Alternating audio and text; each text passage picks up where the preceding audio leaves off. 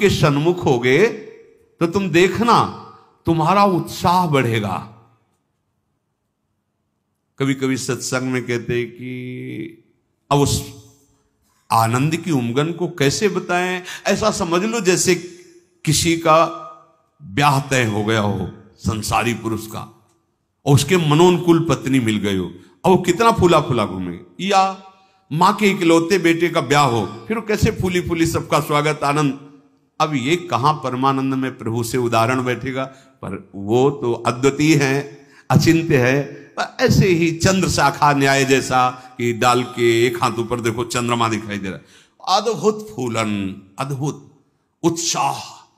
जिस समय भगवत सन्मुख होगे ना, एक ऐसी उन्मत्तता, एक ऐसे आनंद की उमंगन, उसके लिए ललचाओ।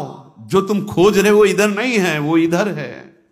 परमानंद, विज्ञानानंद, क्या क्या भगवान की उस आनंद को महापुरुषों ने सजा करके बहुत सुख में, परमानंद में। निश्चित निश्चित हम कई बार कहा है कि अगर इस ऐसा कुछ होता तो हम कह जरूर देते, भले हमारी कमी होती कि हमारी कमी के कारण, पर हम कह देते, बस सच्ची कहते हैं। वो उसी आनंद का ये जितना ये आनंद का जो क्षेत्र माना गया शरीर है, भोग है, इसकी तो दशा ही देख रहे हो। आनंद का स्वरूप प्रभु में। ज्यों ज्यों तुम्हारा प्रभु सन्मुख होकर कदम बढ़ेगा तो तुम्हारे अंदर अद्भुत आनंद, अद्भुत उत्साह, अद्भुत उत्कंठा और एक दिव्य शक्ति। ये भी बात, एक दिव्य शक्ति तुम्हारे अंदर, दैवी संपदा बढ़ने लगेगी, एक अलौकिक शांति रहेगी, दुख सुख में एक समानता का भाव आ जाएगा। कोई भी भोग तुम्हें प्रिय नहीं लगेगा। नहीं खान पान ते भावे है, नहीं कोमल वसन सुहावे है, सब विषय लगे ते खारा है, हरि आशिक का मग न्यारा है। संत जन देखते ही ऐसे लगेंगे जैसे स्नेह संबंधी जन मिलते हैं। अच्छा अच्छा, ऐसे संतों को देखते ही मन नाच पड़ेगा। आज तो हो भाग्य भगवत सन्मुख का, आज तो हो भाग्य, हमें साधु समागम मिला, हमें संत जन मिले। तुम्हारी विलक्षणी एक स्थिति होगी, कोई भी द्वंद्व तुम्हें स्पर्श नहीं कर पाएगा। निराशा, चिंता, भय, विषाद, कामना, वासना, ये सब क्षीण होने लगेंगी। केवल भगवत सन्मुखता। जब तक तुम भगवान की तरफ पीठ किए हो और संसार भोगों की तरफ मुख किए हो, तो तुम कुछ भी कर लो, तुम्हें सुख शांति मिलने वाली नहीं। जितना जितना तुम भोग संग्रह, धन वैभव एकत्रित करोगे, उतना ही अशांत और चिंतित और शोकित होते जाओगे। ये महापुरुषों की बात है, देख लो अपने हृदयों को। जितना तुम भोगों की तरफ बढ़ोगे, परिणाम में ये दोष तुम्हारे अंदर आएंगे। जैसे भगवत सन्मुखता, तो कैसे जाने भगवत सन्मुख है?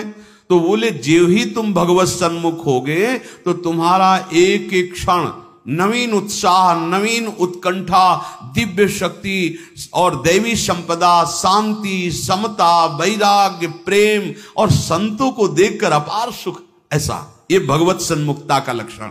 अब यहां बता रहे, चाहे जितना तुम धन वैभव भोग एकत्रित कर लो, भगवत विमुख हो, तुम्हें कभी सुख शांति नहीं मिल सकती।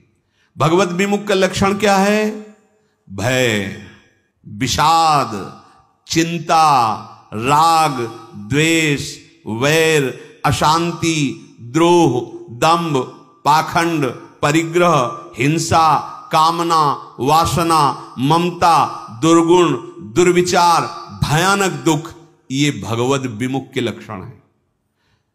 जो भगवत सन्मुख होता है, एक भी उनके हृदय में नहीं होते। ये जांचो जांचो, अंदर जांचो।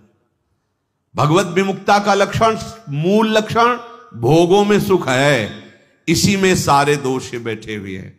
और जहां भगवत सन्मुख हुए, तहां तुम्हारा प्रतिपल नवीन उत्साह, नवीन उत्कंठा, दिव्य शक्ति, दैवी संपदा, शांति, समता, वैराग्य, प्रेम, समस्त द्वंद्वों से छूट करके एक अद्भुत आनंद और संत समागम जीवन बन जाएगा।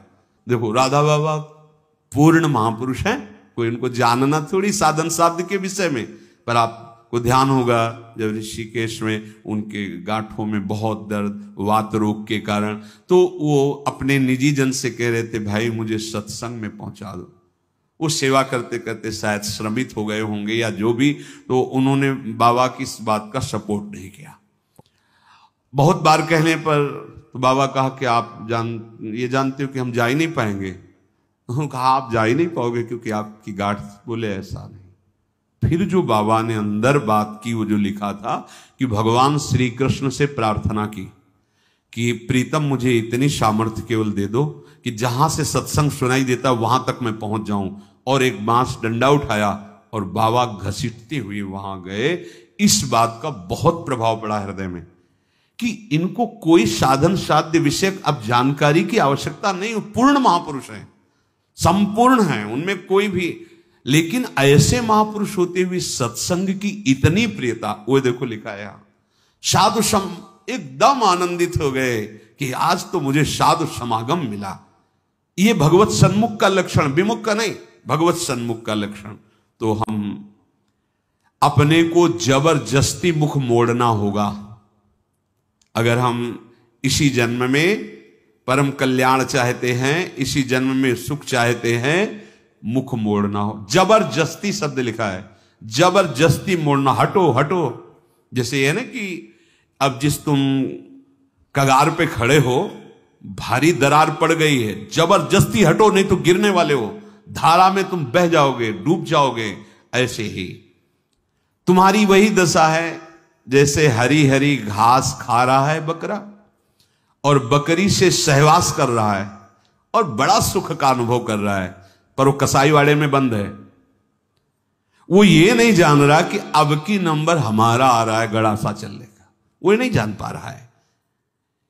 इसी प्रकार आप खान पान, शौक, मौज मस्ती, परिवार, सांसारिक सुख भोग रहे हैं, पर आपको पता नहीं कि काल के कसाईवाड़े में है।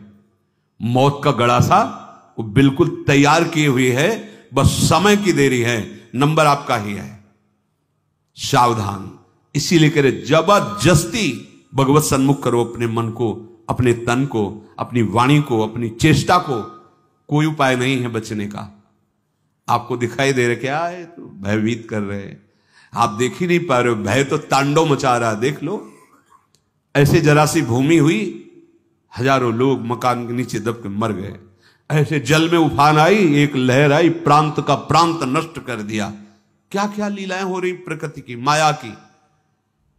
हमारा भी तो नंबर आएगा ना कोई तो आएगा, काल का रूप, कहीं ना कहीं कोई रोग, कोई घटना, कोई। और हम मस्त हैं जैसे बकरा हरी हरी घास खा रहा है, ऐसा उसको लग रहा है हम बड़े सुखी, ये पता नहीं अगला नंबर हमारा है।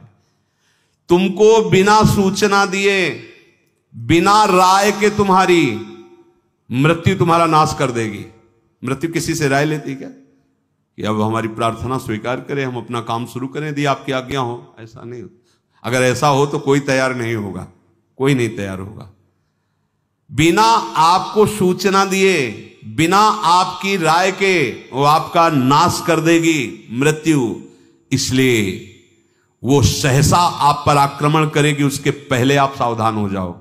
अब वो कब करेगी कुछ पता नहीं है, इसलिए आपको अभी से इसी सेकंड से सावधानी करनी है। क्या? एक एक वृत्ति को कृष्णाकार कर दो, प्रियालाल के चरणों में लगा दो। बुद्धिमान उपासक सावधान, तुम्हारी जन्म के साथ ही मृत्यु पैदा हो चुकी तुम्हारी। कितने अनुभवी महापुरुष कह रहे सावधान, जब तुम्हारा जन्म हुआ था उसी समय तुम्हारी मृत्यु भी पैदा हो गई है। बस तुम्हारे साथ चल रही मृत्यु अवसर देख रही है, समय देख रही, जहां पूरा हुआ वो अपना काम कर देगी। इसलिए प्रतिक्षण तू मृत्यु की दृष्टि में है, शिकार बिल्कुल लक्ष्य पे है। मृत्यु का अंतिम स्पर्श तुम्हारा सर्वनाश कर देगा। शरीर, रुपया, पैसा, कामना, घर, मकान, पद, पदवी, सब। अतः तुम कुछ ऐसा करो जिससे मृत्यु शरीर पर प्रभाव पड़े, आप पर नहीं। आप कर्ता भोक्ता भाव में, इसलिए आप पर प्रभाव पड़ता है। वो क्या है इस चक्र से सदा छूट जाने के लिए एकमात्र सब ग्रंथ, सब संत और सब पंथ का निर्णय है सतत भगवत भजन, सतत भगवत चिंतन, प्रभु के आश्रित होकर प्रभु का भजन। एक छोटी सी वस्तु जब भाव में भरकर आप प्रभु को समर्पित करते हैं तो प्रभु उसे बहुत बड़ी मान लेते हैं। हमारे प्रभु का स्वभाव ऐसा है। पत्रम पुष्पम फलम तोयम ये में भक्ता प्रति। देखो नाशवान वस्तु है ना। अगर एक चुल्लू जल भगवद अर्पण कर दिया, भगवान उतने में प्रसन्न हो रहे हैं। एक तुलसी दल ले लिया, एक फूल ले लिया, कोई फल ले लिया, और भगवान भाव में भरकर कहते हैं अश्नामी, मैं उसे खा लेता हूं। जैसे फूल सूंघने की वस्तु है, पर भगवान कर मैं पा लेता हूं, जल पा लेता हूं, फल पा लेता हूं। पत्रम पुष्पम फलम तोयम ये में भक्त्या, भक्ति भाव से जो भक्त अर्पित कर देता है, भगवान कहते हैं मैं उसे पा लेता हूं, वो शाश्वत हो गई। दो प्रकार की बैंक है, एक मायाकृत बैंक, एक हरि बैंक। हरि बैंक में वही वस्तु जमा होती है जो त्वदीयम वस्तु गोविंदम तुभ्यमेव समर्पय से होता है। ध्यान रखना, आपके द्वारा दी हुई वस्तु आपको समर्पित है, ये हरि बैंक में जमा हो गया। अगर आप निष्काम भाव से करते तो भगवत प्राप्त हो जाएंगे, सकाम भाव से करते तो आपको बहुत आगे बढ़ करके मिलेगी। और यहां जो बैंक में मायाकृत जमा है, ये सब रद्द, शरीर छूटा, सब व्यर्थ गया।